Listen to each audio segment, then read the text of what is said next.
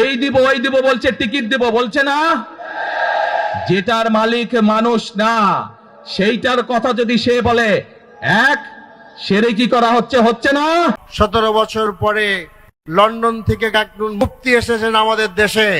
বস্তিবাসীকে ঢাকা শহরে আজ পর্যন্ত যারা ফ্ল্যাট দেওয়ার অঙ্গীকার করেছে, তারা বস্তি উচ্ছেদের পরিকল্পনা করে। আনুষ্ঠানিক প্রচারণার প্রথম দিনেই জমে উঠেছে ভোটের লড়াই, সঙ্গে জমে উঠেছে রাজনৈতিক নেতাদের কথার লড়াইও। একদল আরেক দলের বিরুদ্ধে ছুড়ে দিচ্ছেন অভিযোগ, পাল্টা অভিযোগ, হচ্ছে উত্তপ্ত বাক্য বিনিময়। আরএফএল চেয়ার, ক্ষমতার নয়, সমতার চেয়ার। এক পক্ষের ইটের বদলে যেন পাটকেল ছুড়ে মারছেন অন্য দল। বৃহস্পতিবার 22 জানুয়ারি বিএনপি চেয়ারম্যান তারেক রহমান তার প্রথম দিনের নির্বাচনী সভা শুরু করেন সিলেট থেকে। আলিয়া মাদ্রাসার মাঠে অনুষ্ঠিত এক সমাবেশে প্রতিপক্ষ জামায়াতের দিকে ইঙ্গিত করে বেশ কিছু কথা বলেন তারেক রহমান। তিনি বলেন, কেউ বেহেশতের টিকিট বিক্রির মাধ্যমে ভোট চাচ্ছে, নির্বাচনের আগেই তারা মানুষদের ঠকাচ্ছে, নির্বাচনের পরে তারা কি করবে সবাই বুঝে গেছে। তিনি বলেন, যেটার মালিক মানুষ না, একটি দল সেটি দেওয়ার কথা বলছে, এর মাধ্যমে তারা আল্লাহর সঙ্গে শিরক করাচ্ছে, কুফরি করাচ্ছে। তারেক রহমান বলেন, যারা বলছেন অমুককে দেখেছেন তমুককে দেখেছেন, তাদের 71 সালেও দেশের মানুষ দেখেছে। এ সময় এদের থেকে সাবধান থাকতে উপস্থিত জনতার কাছে আহ্বান জানান তিনি। 1971 সালের যুদ্ধ, যেই যুদ্ধে লক্ষ মানুষের প্রাণের বিনিময়ে এই দেশ স্বাধীন হয়েছে, আমাদের এই প্রিয় মাতৃভূমি, সেই মাতৃভূমিকে স্বাধীন করার সময় অনেকের ভূমিকা আমরা দেখেছি, যাদের ভূমিকার কারণে এই দেশের লক্ষ লক্ষ ভাইয়েরা শহীদ হয়েছে, এই দেশের লক্ষ লক্ষ মা বোনেরা তাদের সম্মান হানি হয়েছে। কাজে তাদেরকে তো বাংলাদেশের মানুষের মধ্যে দেখেই নিয়েছে। আরএফএল চেয়ার, ক্ষমতার নয়, সমতার চেয়ার। এছাড়া মৌলভীবাজার এলাকার আইনপুরে নির্বাচনী পথসভায় জামায়াত নেতাদের ইঙ্গিত করে তারেক রহমান বলেন, অন্তর্বর্তী সরকারের প্রধানকে অনুরোধ করব তাদের প্রোটোকল দরকার হলে 3 ডাবল করে দেন, কারণ তারা মানুষকে বিভ্রান্ত করছে, ফলে মানুষ তাদের উপর ক্ষিপ্ত হচ্ছে। আমরা চাই না মানুষ ক্ষিপ্ত হয়ে তাদের কিছু করে বসুক। একই সাথে আকারে ইঙ্গিতে তিনি বিদেশে পোস্টাল ব্যালট হস্তগত করার অভিযোগ আনেন জামায়াত ইসলামের বিরুদ্ধে।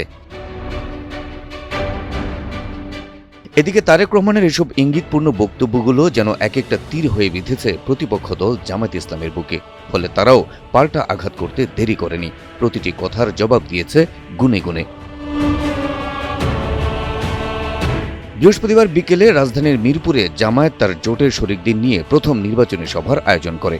সমাবেশে জামায়াত ইসলামের এক কেন্দ্রীয় নেতা বলেন, আমি দেখতে পাচ্ছি একটি বৃহৎ দলের প্রধানের বক্তৃতার বিষয়বস্তু শুধু জামায়াত ইসলামী। জামায়াত ইসলামী নাকি জান্নাতের টিকিট বিক্রি করছে। আমি এই জনসভায় তাকে আহ্বান জানাচ্ছি, একটি উদাহরণ আমাদের সামনে পেশ করুন। প্রায় একই কথা বলেন জামায়াত ইসলামের নির্বাহী পরিষদ সদস্য ও ঢাকা 12 আসনের সংসদ সদস্য প্রার্থী সাইফুল আলম খান মিলন। তিনি বলেন, 17 বছর পর লন্ডন থেকে একজন মুফতি এসেছেন আমাদের দেশে, তিনি আমাদের মুসলমানদের কুফরি আখ্যা দিচ্ছেন। জামায়াত ইসলামী নাকি জান্নাতের টিকিট বিক্রি করছে। আমি এই জনসভায় তাকে আহ্বান জানাচ্ছি, একটি উদাহরণ আমাদের সামনে পেশ করুন। 17 বছর পরে লন্ডন থেকে একজন মুফতি এসেছেন আমাদের দেশে। তিনি আমাদের মুসলমানদেরকে কুফরি আখ্যা দিচ্ছেন। এদিকে তারেক রহমানের এসব মন্তব্যের তীব্র প্রতিবাদ জানিয়েছেন জামায়াতের সেক্রেটারি জেনারেল মিয়া গোলাম পরোয়ারও। তিনি বলেন, একজন মুসলমান কখনো অন্য মুসলমানকে কাফির বলতে পারেন না। তারেক রহমান কথা বলে বড় অপরাধ করেছেন। এ সময় তারেক রহমান লন্ডন থেকে এসে বড় মুফতি হয়ে গেছেন বলেও মন্তব্য করেন তিনি এই অপরাধের জন্য তারেক রহমানকে আত্মসমালোচনার আহ্বান জানান। আমরা ধারণা করেছিলাম যে উনি বিদেশে লন্ডনে গেছেন, লেখাপড়া করেছেন, কিছুটা পলিটিক্যাল ম্যাচুরিটি হয়তো আছে, কিন্তু দেখি যে উনি তো এখন বড় মুফতি হয়ে গেছেন। শুধু জামায়াত ইসলামী নয়, বিএনপি চেয়ারম্যান তারেক রহমানকে ইঙ্গিত করে প্রচারণার প্রথম দিনে বক্তব্য রেখেছেন এনসিপির আহ্বায়ক ও ঢাকা 11 আসনের 10 দলীয় জোট প্রার্থী নাহিদ ইসলাম। বস্তিবাসীর জন্য তারেক রহমানের ফ্ল্যাট দেওয়ার ঘোষণার সমালোচনা করে নাহিদ বলেন, বস্তিবাসী আমাদের কাছে, আপনাদের কাছে ফ্ল্যাট চায় না, তারা চায় নিরাপদ জীবন। যারা যতবার বস্তিবাসীদের ফ্ল্যাট দিতে চেয়েছে তারা সেখানে উচ্ছেদ করেছে, আগুন দিয়েছে বলেও মন্তব্য করেন নাহিদ। বস্তিবাসী ফ্ল্যাট চায় নাই আমাদের কাছে, আপনাদের কাছে। বস্তিবাসী চায় নিরাপদ জীবনের নিশ্চয়তা, বস্তিবাসী চায় মর্যাদাপূর্ণ কর্মসংস্থান। বস্তিবাসীকে ঢাকা শহরে আজ পর্যন্ত যারা ফ্ল্যাট দেওয়ার অঙ্গীকার করেছে, তারা বস্তি উচ্ছেদের পরিকল্পনা করেছে। তারেক রহমান ঘোষিত ফ্যামিলি কার্ডের সমালোচনা করে নাহিদ ইসলাম বলেন, যে 2 থেকে 3 হাজার টাকার ফ্যামিলি কার্ডের কথা বিএনপি বলছে তা কারা পাবেন? যাদের প্রয়োজন তারা পাবেন কি, নাকি 2000 টাকার কার্ড পেতে 1000 টাকা ঘুষ দিতে হবে? নাহিদ বলেন, একদিকে তারা কার্ড দেওয়ার কথা বলছেন, আরেকদিকে ঋণ খেলাপিদের মনোনয়ন দিচ্ছেন। যাদের মনোনয়ন দেয়া হচ্ছে তারা তো আবার ক্ষমতায় গিয়ে লুট করবে, জনগণের টাকা মেরে খাবে, এমন ব্যক্তিদেরই নমিনেশন দিয়েছে দলটি।